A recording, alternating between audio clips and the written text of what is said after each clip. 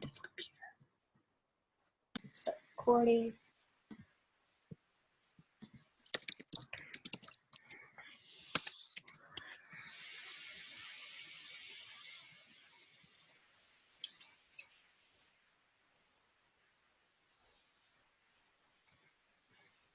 And we're doing that TV radio silence face while we wait. Oh my God. And why does it always take forever? I'm glad I'm starting early, David. I know. It's just like trying to get to Facebook. And of course, unable to access. Try refreshing. Okay. There we go. There we go. And now we're going to share to my page. We're going to go live. And I got to share to my SMB friends because I don't know how my I don't like sharing to my private timeline. Okay. I have a group that I like to share to. I don't like sharing to my private timeline. There we go. We're live. And we're live. I'm going to share now, friends. Share.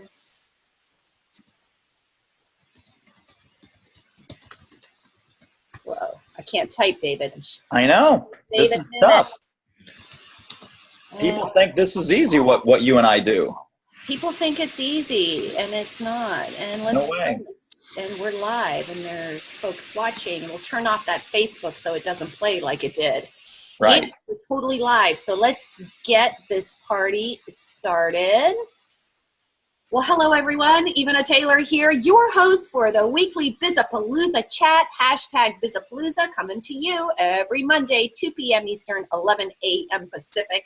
I got to apologize for the lighting in here. It is a gray day in Cleveland, Ohio, but we're not going to let it stop us because we are going to talk about becoming the go-to person in your niche. Such a valuable discussion, and especially now that it's market planning time, if you're ever going to be talking or thinking about this, now is the time. And as usual, I have brought to you one of my favorite people and the expert that I quote a lot. Of course, he is the author of Do It Marketing, my brother from another marketing mother, Mr. David Newman. Hello.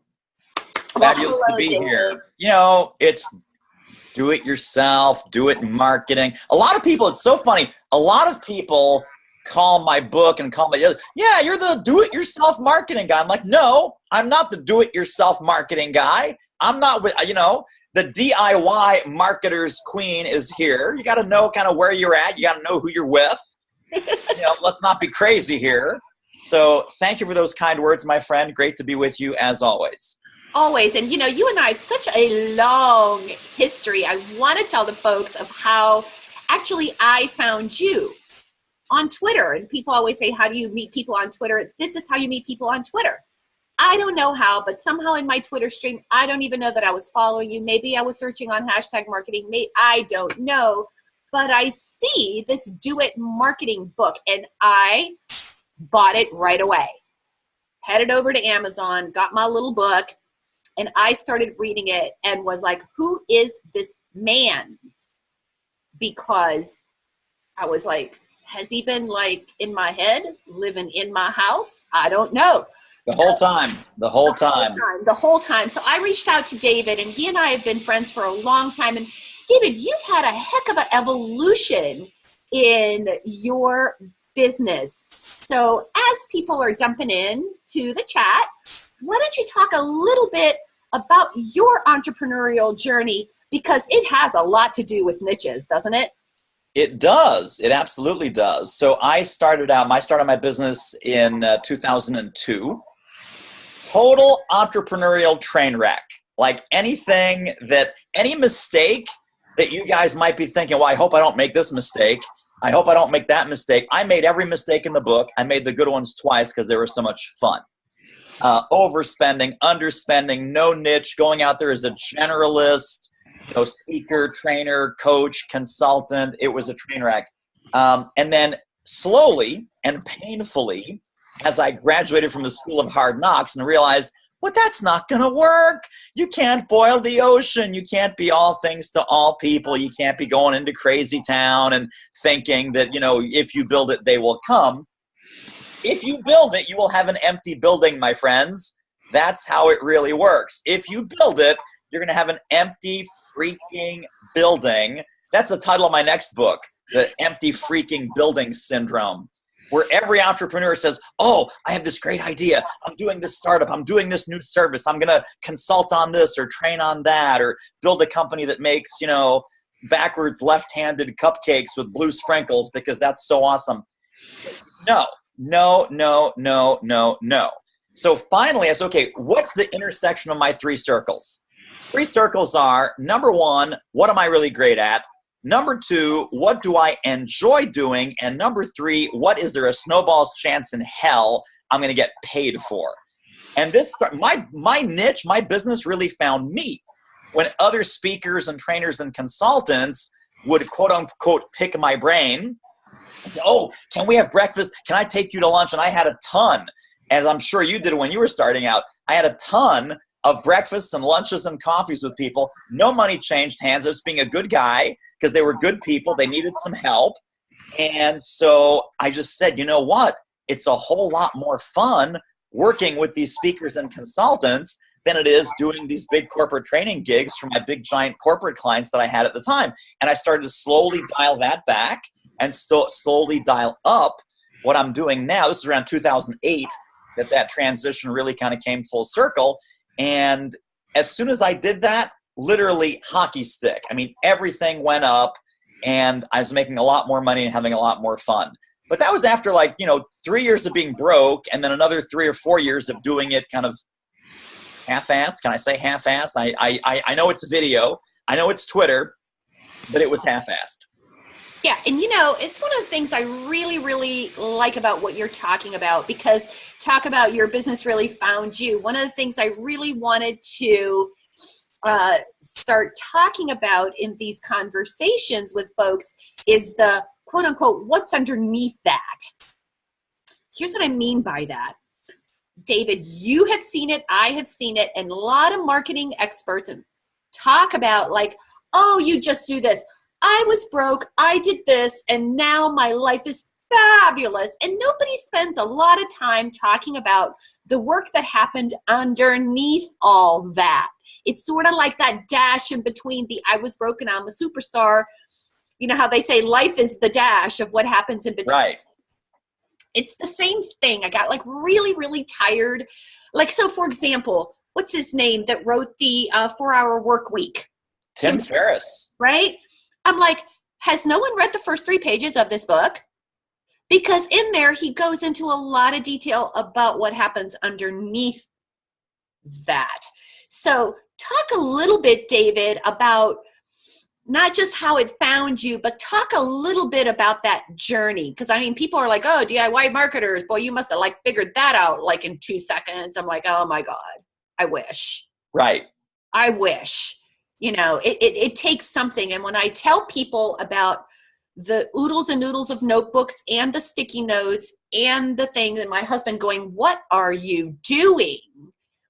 And my frustration with not being able to figure it out, because once I did figure it out, the whole tilt of $17 a day, the marketing on a budget, once I figured that out, or how to be the obvious choice, once you get to that point of this is what my business is all about, and who I'm targeting, and your little Venn diagram, your 3 circles. Yeah. It seems so obvious, doesn't it? And it wasn't obvious. Yeah, no, in hindsight, it all makes sense, right? Because we're watching the puzzle pieces and well, I know where all these puzzle pieces came from, but at the time, it seemed like this crazy, zigzagging, back and forth, don't know what I want to do when I grow up kind of journey. Yeah, and you're like a supermarketer. You are the man. And I and people find it really surprising that experts and folks who get paid to do this for other people really struggle with themselves. Let's talk about what's underneath that.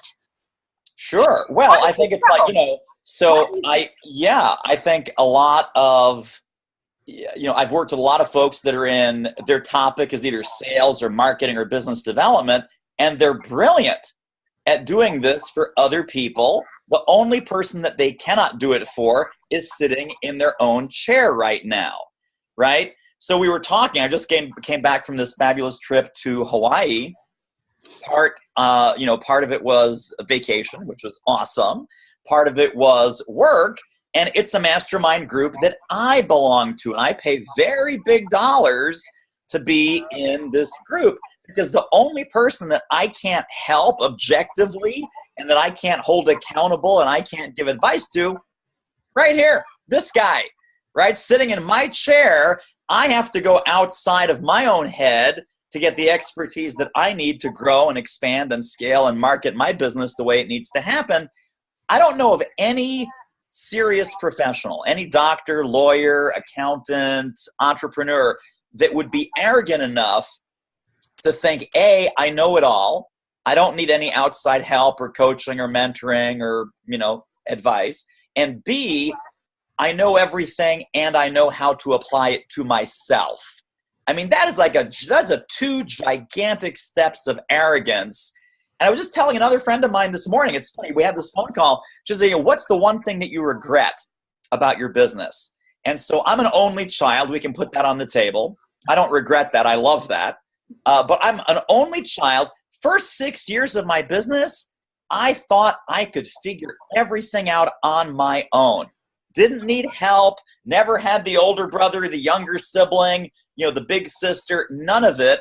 I was trained and bred and raised. Dude, it's all you. You whatever entertainment, you entertain yourself. Whatever money, you got to make the money yourself. Whatever this. So the concept of going outside of myself for help or advice or mentoring, I'm talking even about free. I had amazing business owners and mentors who were not going to charge me a dime, who came up to me in the first couple of years of my business, who liked me, who believed in me, but who saw some of my tactical mistakes. And they said, dude, how can I help you? What are you working on? What do you need? And because I was an idiot, my answer was, no, I'm good. I got this all figured out. I got this all dialed in. I made $2,000 last month. I'm good. Like, are you kidding me? Are you it's like, oh, I'm doing like an entry level, sales clerk job for $24,000 a year. That was my entrepreneurial business, made $24,000 a year. But I thought that was great. I didn't think that was great. My pride said, don't ask for help. Don't show that you're weak. Don't reach out for the hand that's offered in generosity and kindness, right? Here's what I really found out. When these mentors came at me at all different levels, there's free mentors, there's low cost, medium, expensive, super expensive. The faster and bigger I went with the mentors that I listened to, and some were free and some were paid and some were super expensive.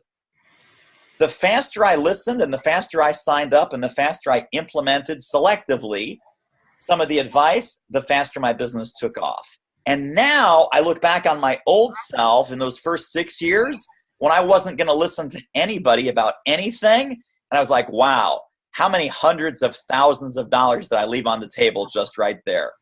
And that's what makes me sad, is that I didn't reach for any kind of help or outside expertise or coaching or mentoring.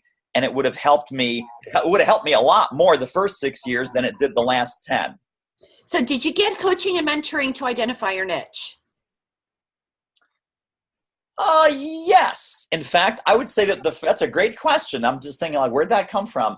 I did. Now, the advice, of course, is commodity advice. Any marketing book, you teach and preach this, I teach and preach this, right? Focus on what you want, right? And then let everything else drop away. Don't worry about hedging your bets. Don't worry about playing it safe. Don't worry about quote unquote, but I'm leaving all this money on the table. Generalists think that, whereas experts and specialists are taking that to the bank and saying, thank God I stopped doing A, B, C, and D so I could become the specialist in what I'm a specialist in today. That's so great, because there's the what should you be doing, which it seems we're obsessed with, versus what should you stop doing, which is a great question, right? So as soon as I turned off, I was literally doing every kind of speaking and training in the universe. I was doing leadership, sales, marketing, team building, presentation skills, customer service, hiring, firing, basket weaving, boat building, you name it. Not quite basket weaving and boat building, but close. I mean, literally every topic under the sun. I had 30. When I started my business, I had 30 of these.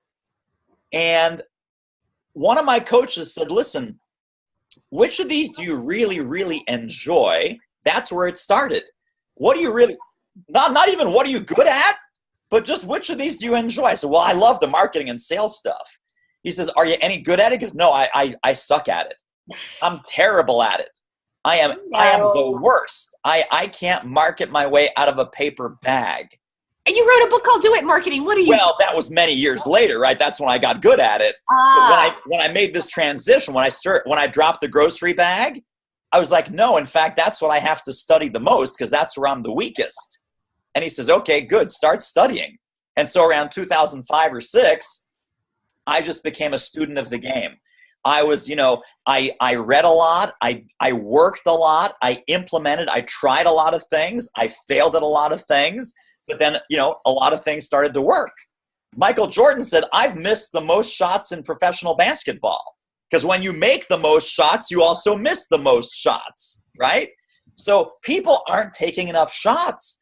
It's like, oh, well, I'm not good at so-and-so. You're not practicing. You're not even practicing. So forget about making the basket. Are you even taking the shot?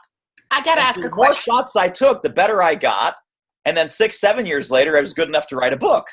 I got to ask you a question, because first I'll say I didn't do what you did, but I had a very, very strong belief in that you need to prop up your weaknesses, right? Like I sucked at statistics, so now I have a minor in quantitative business analysis. Like, I don't know, it hurt a lot. Yeah.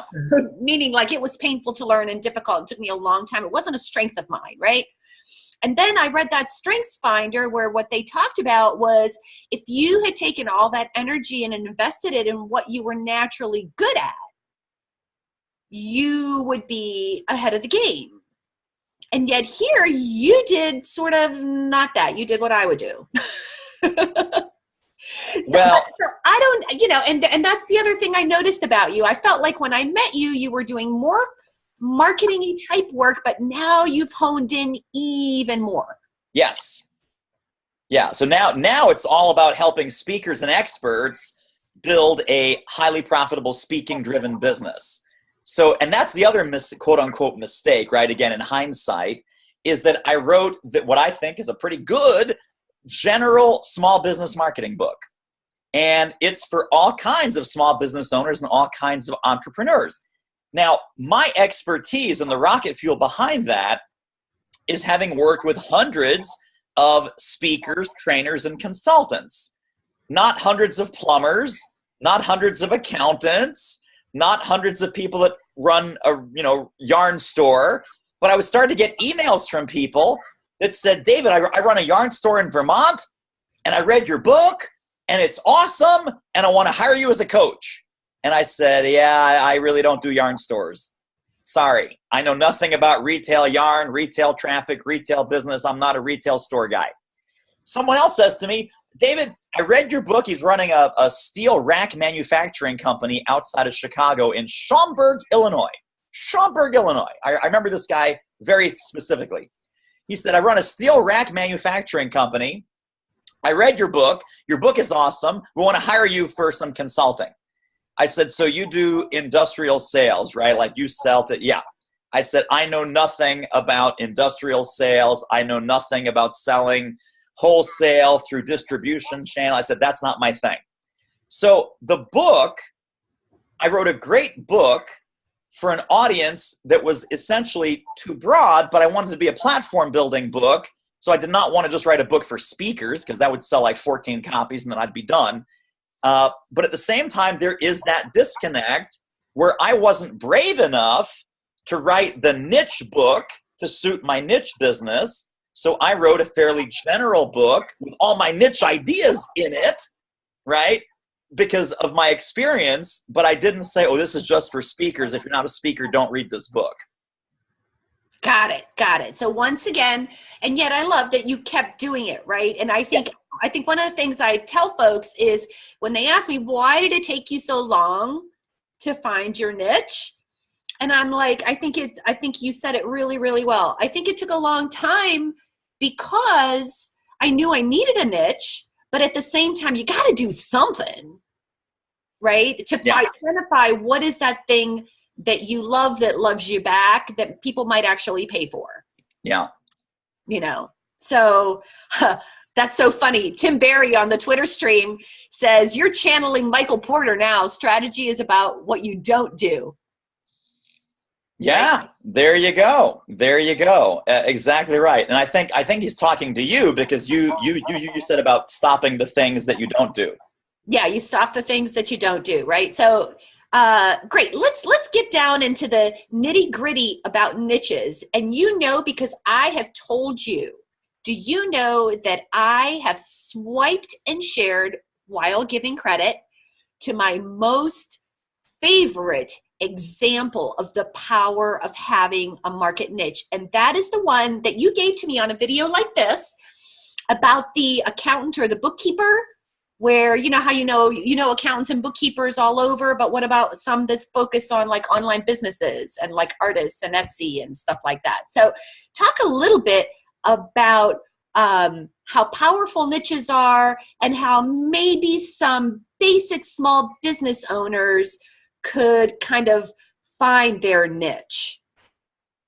Sure. Well, I think, so the first thing I want to say about this is that you get to decide. A lot of people think, oh, there's some, I have to discover, I have to unearth this somehow, and it's just sitting there waiting, but I can't find it. I've got my GPS and my metal detector, and I'm not picking it up off the sand on the beach. It's like, dude, sometimes it's not there, but you get to decide out of all the possible people that need what I do, A, who needs it the most, B, who suffers from the problem more greatly, right? So who needs it more desperately, who suffers from it more greatly, and who's going to value it more highly. So sometimes you realize, well, wow, the niche that I really want that meets those three criteria, those are people that I've never even talked to before. But if I go find them and I then validate this theory that they do suffer from it more greatly, they do need it more desperately, they will value it more highly, right? Then you're automatically going to resonate with those people much more quickly. They're going to be willing to pay much higher fees. They will love you and embrace you and refer you and recommend you way faster than any kind of commodity audience that might because here's the benchmark that I like to hold for my clients. People are going to come across your website, come across your world, and they're going to go, yeah, I think that might work, or this might be the right person. That's reaction number one. Reaction number two is they smack their foreheads and they go, oh my God, this guy's talking to me. This gal's talking to me. If you didn't exist, I would have to invent you because this is exactly what I'm going through. This is exactly the problem I need to solve. So do you want the maybe kind of sort of this will work reaction, or do you want the head slap and the oh my God, where have you been all my life reaction? If you want to pick a niche, then you're going to get number two. If you want to keep it general and broad and hedge your bets, because here's the other thing I tell people all the time. There is no such thing as a generic solution to a specific problem. And guess what? All of our clients, all of our customers, all of our audiences, they always have a specific problem. So you can't come on the scene as a generalist and really resonate with them on an emotional level. You can, however, come on their scene, come on their radar as a drop-dead expert and specialist and go-to person in your field, right? And you say, wow, that is exactly what I need. That's exactly what I'm going through. This just came up in a board meeting. I was just telling my wife about this problem. I was just complaining to the dog. I was just going crazy with this. Thank God I found you. That's everything, I think. And what's really interesting is that there is I'm embarrassed to say this, it took me forever to find a really good bookkeeper. My QuickBooks was a mess, David. Yeah. Not pretty. Like I think like I created this PayPal account and like QuickBooks said it had like $250,000 in it. Clearly not true. Right. So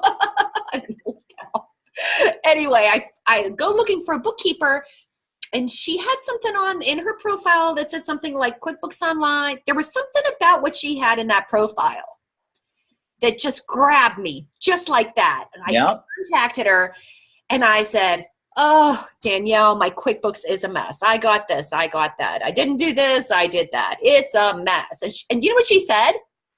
Oh, goody. She says, there is nothing I love more than to organize people's QuickBooks. I said, honey. Totally. Scary. Right? So that's the power. And I've referred her to like 3 or 4 other people. Like immediately. Yeah. Because of exactly that. And who do you, she goes, I work with people just like you. You work online, you get different kinds of payments. You're on QuickBooks Online. You don't know, you don't care. You want to know this, you don't want to know that. That's my client. So that's super, super powerful. Yeah. So repeat for other folks, right? Suffer greatly. How does that go? It's my favorite. Yeah. So the 3 questions are who needs it more desperately, who suffers from it more greatly, and who will value it more highly. Desperately, greatly, highly. Yeah. Highly as in high fees, baby. High fee money to solve this problem. And, because, the other thing that becomes important in finding a niche so that you can garner those higher fees, higher prices, and become the obvious choice, which is like my favorite thing, is that you've got to set yourself up as an expert of sorts. So let's talk a little bit about that. Maybe you can talk from your own experience, whether you want to use yourself or your clients, but talk about that, what's underneath that journey, because you don't just suddenly have this niche identified and then suddenly perhaps garner more fees like tomorrow, or do you? Well, yeah, I'm not sure about the timeline necessarily, but does it happen today or tomorrow? Let's talk about the mindset, though, that's stopping people from claiming that at all. Because I talk to a lot of people, and again, I'm in the expert industry, right? So I work with speakers and consultants and online marketers and so on. When those people say to me, yeah, I don't want to call myself an expert, I immediately come back. I said, well, then why should your clients hire you? If you're not at least an expert, let alone the expert or the obvious choice like you always talk about, if you're not that guy or that gal, why the hell should they come to you? It's like, no, I'm an average brain surgeon. I'm not really the go-to brain surgeon. I'm the average brain surgeon. I do a pretty good job. Nope, I'm not. You're not opening up this head, buddy. You're not getting in here. Think about that. You get on a beautiful new 757 Virgin America jet. You overhear the pilot. The cockpit door is open. The pilot's talking to the co-pilot. Hey, I've been doing this for about 30 years, and I'm an okay pilot. I think I'm okay. I'm not the best pilot. I might not even be the best pilot in this cockpit. I mean, you're probably a better pilot than I am, but, I'm the captain. I've got the 4 bars. You only have the 3 bars. I'm responsible for these 225 lives, but, I'm like a C+, B-. 2 things about this. Number 1, none of those people would say that. Every brain surgeon thinks they are the best goddamn brain surgeon that's going to do this operation, and they're going to save. So the mindset is, I am awesome at what I do, and they have the external validation to prove it. The pilot says, I am one of the best pilots in the world. Like 90% of pilots think they're one of the best pilots in the world. Why? Because to do that job, where literally other people's lives are in your hands, you have to know with a high degree of confidence and certainty that you can get the job done. You can take them from zero to hero, from starting point to finish line, whatever it is that your business does, right? Because we're all in the outcomes and the results business. If you're not stepping up to claim that label of expert, where else are you not stepping up in your business? Where else are you letting your clients down? Where else are you abdicating your responsibility for generating results because, oh, I'm not an expert. I'm kind of okay at what I do. It's like, really? No, man, no. You got to be awesome at what you do. You got to understand the certainty of your outcomes. And one way to look at your marketing is the transference of that certainty. But if you don't have it, you can't transfer it. I will tell you right now that if you're a speaker, coach, consultant, trainer, someone who's in the expert-driven business, I am one of the top 5 people on the planet that can help you. Are there others? Yes. Am I one of the top 5? Yes. Why am I saying that? Because I'm arrogant, I'm delusional? No. I don't deserve to be in business if I am not outstandingly excellent at what I do. And you don't deserve to be in business, not you, Ivana, but the rest of the people. They don't deserve to be in business if their 100% belief is not that they are outstandingly excellent at what they do.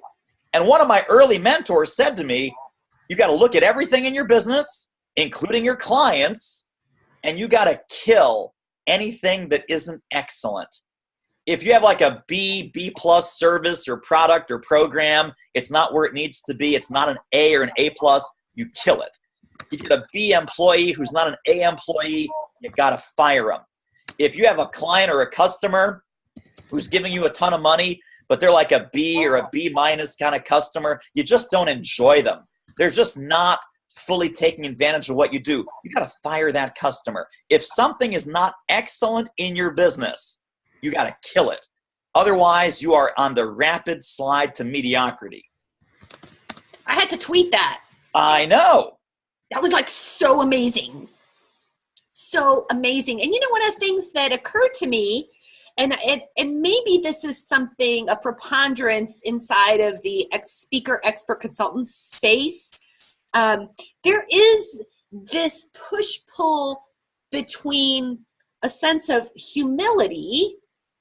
It's kind of this humility. I don't want to say false humility, but there is this element of humility there, and this desire to so help clients. And it just occurred to me as you were speaking that those two are sort of mutually exclusive. If you truly want to be a contribution to your clients and to your customers, then you need to take on your expertise because they won't trust you otherwise. They're not going to choose you. They're not going to get your help. And I also see a lot of folks who are humble in that respect in one way, but you know, it's almost like, oh, you don't have this problem because you don't have a lot of hair. Sorry. But if you were to go like women, if you were to switch hairstylist, the hairstylist says, who did your hair? Look at the mess they made. Right? Or let's say if you're a contractor or something like that and you walk in, I had this happen with the remodel at my parents'. The electrician comes in, he does the job, everything's working, I got no complaints. My other contractor comes in and says, who did this electrical? What the heck? And I'm like, how do I know? How do I know if that's excellent or not? They all claim that they do it right. Yeah. You know, so what are some of the first steps that someone should take to sort of embrace their expertise and their niche? Client success stories. So client success stories, testimonials, you either have them and you're not looking at them. So you probably have some recommendations on LinkedIn. You probably got those beautiful thank you notes and thank you emails and text messages and Facebook messages, and you're not letting them land, right? It's like when someone gives you a compliment, you're like, oh, no, it's nothing. Oh, no, it's just what we do. Oh, yeah, thank you so much, but, you know, don't give it a second thought. Don't mention it. When you repel, and that's not about not accepting the compliment, you are repelling those compliments, right? You don't let them sink in. So when you do a great job for a customer, when you have a huge client result or a huge client breakthrough, you need to not only absorb it, you need to document it, You need to celebrate it. You need to do a video interview, a video case study testimonial video about it. You need to internalize that, make that as concrete as humanly possible, and show it to every other prospect who's thinking about doing business with you. So if you're not actively, and I mean proactively, on a daily and weekly basis, you're not collecting success stories, testimonials, recommendations. You don't have what I call a kudos file, right? Kudos for congratulations, right? Kudos file of handwritten notes and cards that I've received, emails, messages, just handwritten letters and thank yous that we all get. But you read it, you throw it away. No, man, it goes right here. It goes into that gigantic filing cabinet. Now, there's other things in that filing cabinet, of course, besides thank you letters. But, there's at least 5 drawers of thank you letters. And there's a benefit to that, David. Tell me. Doesn't every expert have a bad day?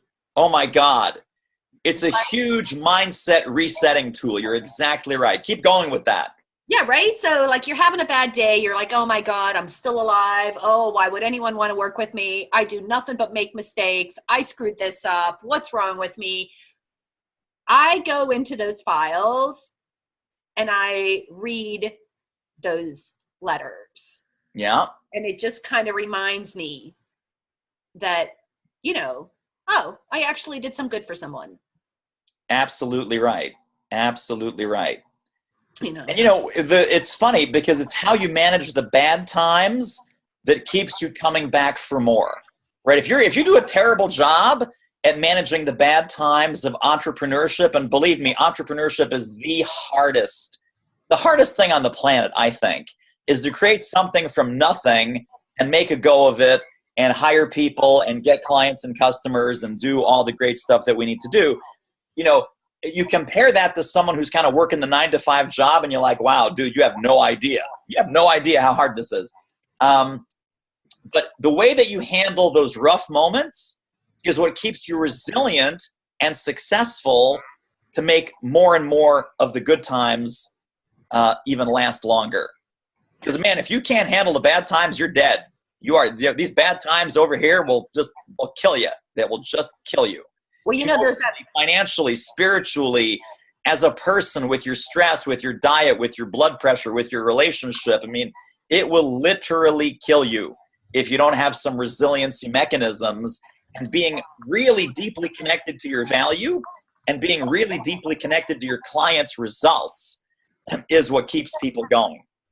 I wanted to ask you something because inside of that niche topic, I have heard, and you've probably heard this phrase before, your mess is your message.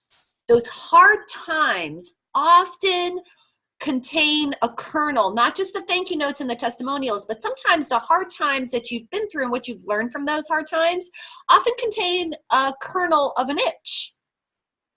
They certainly could. I mean, that was my story that we talked about a few minutes ago, that I was horrible at marketing. My marketing was a mess. And then over a good number of years of studying it, improving it, practicing it, implementing it, testing a whole bunch of things, putting my own spin on it, marketing became my life, right? So I was initially horrible at it, right? So within your mess is your message. I love that. I haven't heard it put that way before, but yes, I'll certainly sign on. I'll sign that petition. It absolutely is true. So, where have you failed? Where have you stumbled and struggled and you just haven't been able to figure it out? Maybe there's an aspect of that, not necessarily the whole thing, like in my case. Maybe there's an aspect of that you say, you know what? I wish I had the mentor that I needed when I was figuring this out. So you become that service provider, that mentor, that person that invents that great invention that you wish you had when you were struggling with the same challenge. And that gives you a very unique insight in how to relate to your audience and your customer base. So most people think of niches as being a demographic, right? Like, toddlers, soccer moms, people that make so much money, people in a particular geographic area. But there's got to be more to it than that, isn't there? The most powerful niches, I think, are those that are a little bit more subtle and maybe have a little bit more of an element of a psychological profile. What do you think about that? I think yes, yes, and yes. I think it's a combination of, and when you say psychological profile, a lot of folks say, oh, that's psychographics, and that doesn't help anybody with anything. What we're really talking about here, gang, is what do these people think? We're talking about values, characteristics, traits, beliefs. Are they primarily positive focused people? Are they primarily negative focused people? Do they typically believe in things like technology? Are they afraid of technology? Right? Do they typically believe in things like personal development and hiring coaches and consultants? Do they not believe in that, right? Are they very money driven? Are they very mission driven? You can probably come up with 20 different opposing dynamics, right? Positive, negative, home or away, blue or green, whatever. They go, oh, that's my client profile. That's my ideal client profile. It's not about what job they have. It's about how they think. It's about what they believe. It's about what's their lens and perspective onto the world, because the people that believe what I believe are my ideal prospects. The people that do not believe what I believe, I'm going to have a very hard time connecting and crossing that bridge, because it's like, well, I'm talking Spanish, but your TV is tuned to French. We're not going to get a lot of communication done there. You're going to flip the channel pretty quick. And if you're speaking French, you want to find the French TV station. So, bon voyage, mes amis. That was French. That was French for all you American people. No idea what I just said, but the French people just went, ooh, I like this guy. I'm like Jerry Lewis. I'm the Jerry Lewis of marketing. Very big in France, totally unknown in the U.S. Now, you talked a little bit about testimonials as a way to, identify what you were good at. And of course, testimonials are normally understood as being some trust. They build trust and credibility, because if so-and-so liked them, then I should like them too. What are some other trust building tips that you could include as you're building your authority inside of a niche? Oh, fantastic. So I think one of the things, and I when we've done this for years, you and me, is my theory that your business needs to flop. And FLOP is an acronym for feature and leverage other people, right? So when you feature and leverage other people, just like even what we're doing right now, right? This isn't the me show. You're saying, well, I'm going to interview experts and my cool friends and cool people that I know in the business that would add value to my audience. So when you do this, I'm going to ask you a completely rhetorical question right now. When you do this, does your personal stock and your personal brand go up or go down? Well, obviously it goes up. It goes way, way up, except for this show. But your other shows, it goes up. This one, you might have lost a couple points. I'm sorry. But the point is, and so a lot of my speakers and consultants and trainers as clients, they do email marketing. And they say, David, I'm afraid to send this next email. I said, well, why? He said, I think people are sick of hearing from me. And my comeback is, nobody's ever going to be sick of hearing from you if it's high relevance, high value, high connection. They will be sick of hearing from you about you. You are the least interesting topic in your entire business. Let me repeat that. You are your least interesting topic in your entire business, right? However, your advice, your insights, your recommendations, your thoughts, your cool friends, books that you read, blogs that you subscribe to, any of these things where you can be the focal point, you can be the hub, and you become the pointer outer of cool things. You become almost like the filter that people start to trust. When David Newman says, read this other person's book, it's got to be a good book. When David Newman says, you got to go to this event, whether he's speaking there or not, you got to go to this event, because it's like we're little mini curation machines. And we're pointing out other cool people, other cool resources, other cool ideas that we know our audience would value. That builds trust in a huge, huge way. So the more that, and again, this is our friend Jay Baer, he's talked about this for years now, that, marketing is about help and not hype, right? We tend to hype ourselves, but, oh, my new product, my new program, my new website, my, me, I. No more my, I, me, I can't even say that right. I, me, my, marketing. No more of that. focus on them and what else do they need. And specifically in this instance, who else do they need to hear from that would add value to what your company's already doing? So who are those people that are a supplement and a complement to what you're doing, that as soon as you tap into them to come on a webinar or do a Facebook Live or do a Q&A or a tweet chat, it would immediately elevate your company's stock, so to speak. It would immediately raise you to be that expert, because you know what? Experts interview other experts. So right away, let's read. We talked about that a few minutes ago. This whole thing of, oh, I have to know everything if I'm an expert. No, you don't. You have to know a little bit of something, and you have to want to help your audience. An expert, by definition, taps into other experts, both for him or herself, and to share with their audience and with their tribe. So all of those build your authority and build your trust. I think you just answered a question we had on the chat. I'm going to read you the question or the comment, and I'm going to tell you what I said, and let's see what you said. Okay. How does David Newman look so great? Oh, but that's a whole other chat. Oh, I thought that was the question. I'm sorry. Go ahead. Suzanne wants to know, what do you suggest when others want to learn from you? When they ask, how do you do what you do? You are their expert and authority, but you're still learning and building yourself. So what I said to her was, even a third grader learns from a fifth grader. Yeah. Right? So yeah. Experts learn, and I wanted you to respond to that because it came right around the time that you were talking about this experts, other experts, and it also sort of mentions this thing that we talked about earlier, this humility problem. Sure.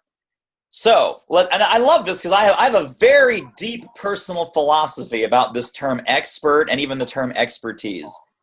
When I'm at a conference, and it could be a marketing conference, and you and I have been to marketing conferences before.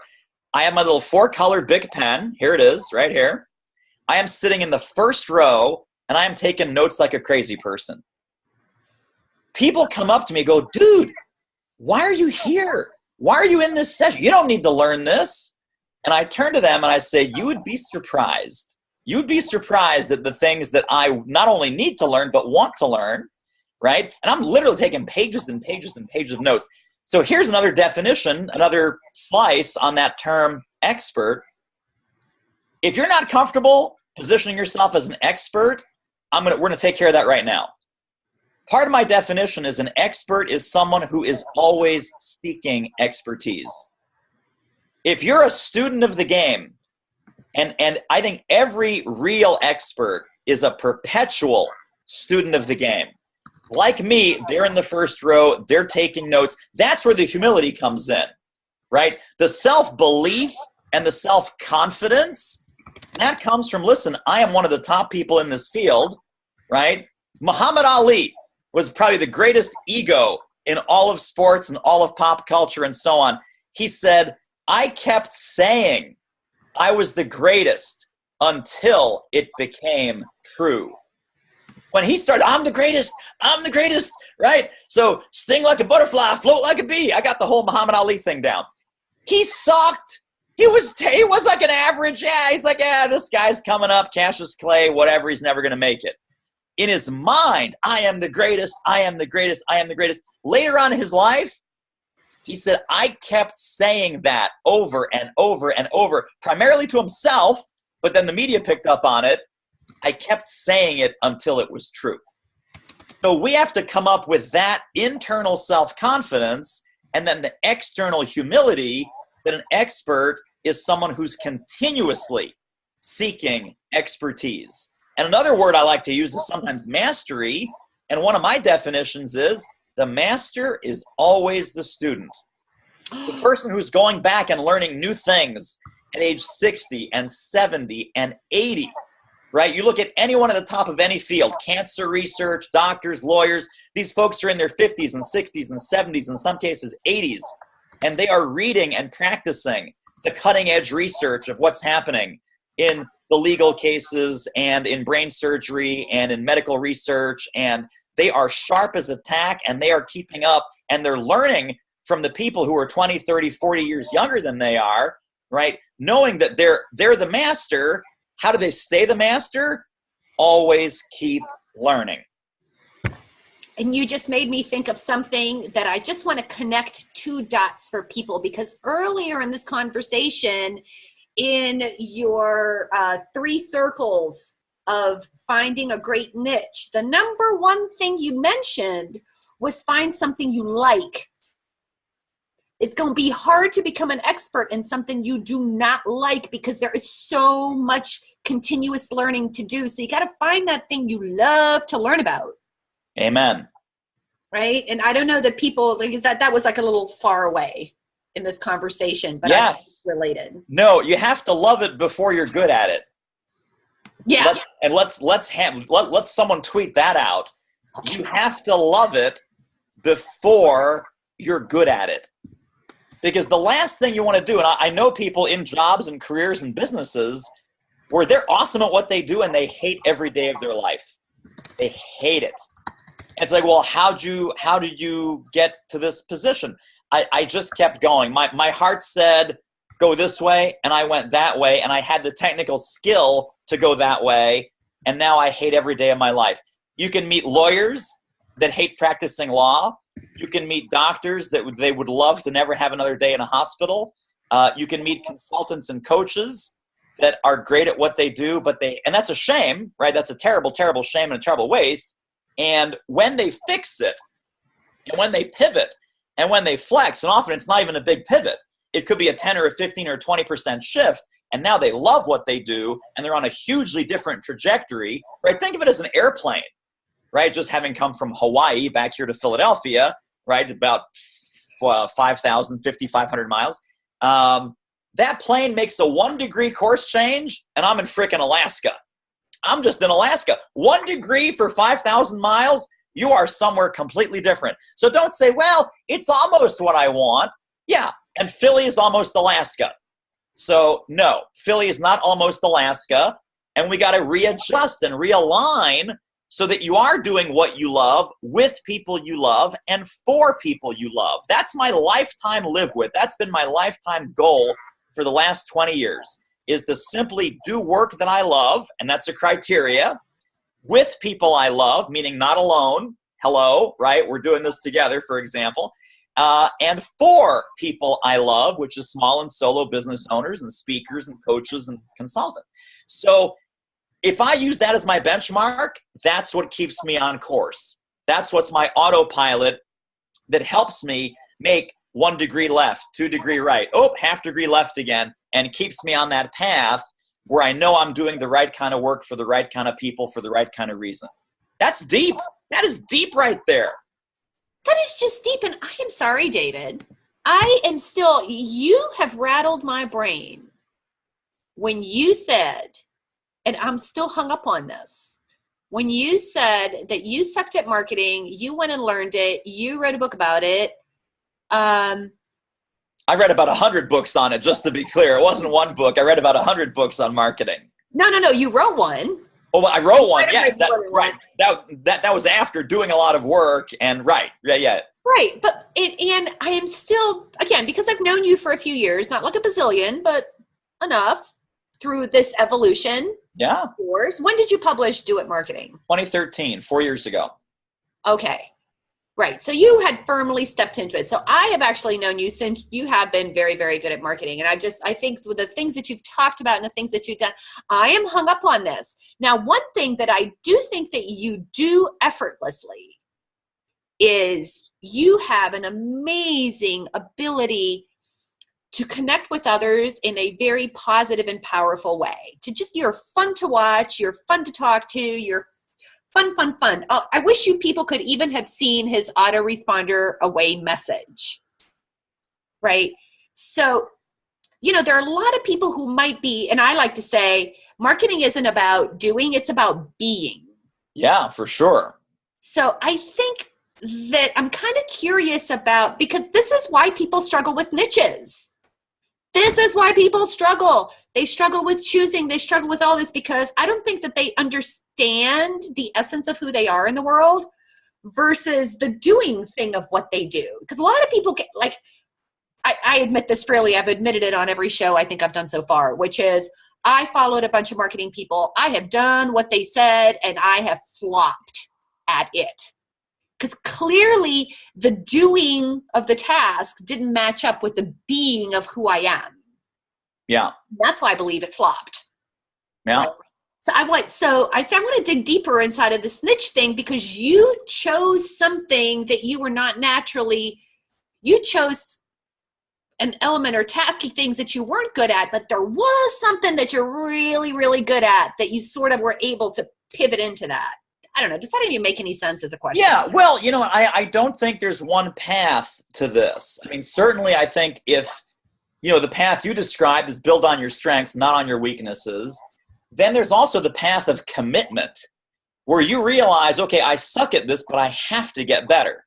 And that commitment comes out of both emotion and intellect, right? And so if I hadn't made that decision back in 2006 and 2007, I would have not have read the 100 books. I would have not have practiced all kinds of things and made all kinds of new mistakes. I would not have had a whole ton of failure and a whole ton of success with marketing. And then, 6 or 7 years later, I would not have published a book that, is my idea. But let me share something about the book too, because I got a huge compliment when the book came out, which I took as a huge insult. So I want to give credit where credit is due here. When the Do It Marketing book came out, a ton of positive, wonderful stuff, and you did a brilliant review, and thank you, and it was awesome, and we had all kinds of fun doing that. Someone said to me, one of the reviews, I think, even said on Amazon, David, I love what you've done with the ideas. And I was like, what do you mean I love what you've done with the idea? They're my ideas, dude. This is every inch of this is my blood, sweat, tears, observations, insights, templates, tool scripts. And I realized, hang on, wait a second. That is the most arrogant, stupid thing any author could possibly say. You know why? You take any topic, leadership, sales, marketing, weight loss, any topic, personal finance, parenting. There's 6 good pages that have ever been written on any of those topics. Marketing, there's 6 good pages that have been written in the universe. Sales, there's 6 more pages that have been written about that. Every sales book is a variation of those 6 pages of good ideas. And it's that person's experience, expertise, lens, perspective, practices, and so. So when the person said to me, David, I love what you've done with the ideas, right? I'm thinking, holy crap.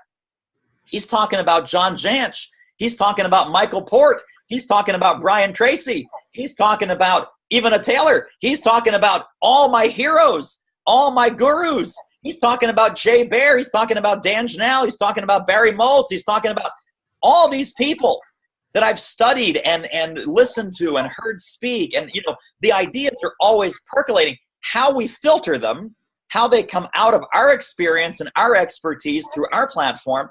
Of course, these are universal ideas, right? Marketing, it's like, how do you get people ready to buy something from you? Oh, that's an original idea. No, there's no original ideas under the sun, which means there's room. Here's the beauty of this message, guys. There's room for an unlimited number of experts. Now, I'm not saying copy. I'm not saying steal. I'm not saying plagiarize. What I'm saying is interpret, reinterpret, put your lens, put your perspective, put your experiences, put your expertise on it. And there's literally room for unlimited numbers of marketing experts, leadership experts, customer service experts, legal experts, HR experts, accounting experts. So don't ever say it's all been said. It's all been done. You know what? When I came on the scene in 2013, every marketing book that was worth anything was already written. And then I wrote the next one. And then all the marketing books that came after mine, they were not necessary until they became necessary. And those authors didn't have anything to say until they had something amazing, incredible to say. That I'm sitting there, I'm highlighting their books. I'm the master, always seeking mastery. The expert, always seeking expertise. Gang, I'm not here to compete with anybody. There is room for all of us to win. Please take that into your heart. There is room for all of us to win. It's not you versus me. It's what can we do together, and where does 1 + 1 = 3? And so when I got that compliment I'm calling it, about I love what you've done with the ideas, yeah, I did my work to add to the body of knowledge in the universe about marketing. And now it's someone else's turn. So I'm ready to buy your book. I'm ready to take notes in your margin. Let's go. I need a new marketing book for my nightstand. I should like totally just end it there, but I can't, David. Tell everyone what you're up to, where they can get to know you better, why they should get to know you better, and give them like one, the what you know for sure that they should be doing. Okay. Wow, that's a tall order. So the empire is online at doitmarketing.com. If you end up buying the book from your favorite bookseller, you can go to doitmarketing.com/book, and there's some free resources and downloads and companion tools for the book. If you want to take a little toe dip into speaker world, I have some online web training for you. That's at doitmarketing.com/webinar. So you can tap into that. And my advice would be start being more generous with your expertise. Start using the flop strategy that Ivana and I are using right now. Feature and leverage other people. Make your marketing about how you can help your audience, not how you can pitch your stuff.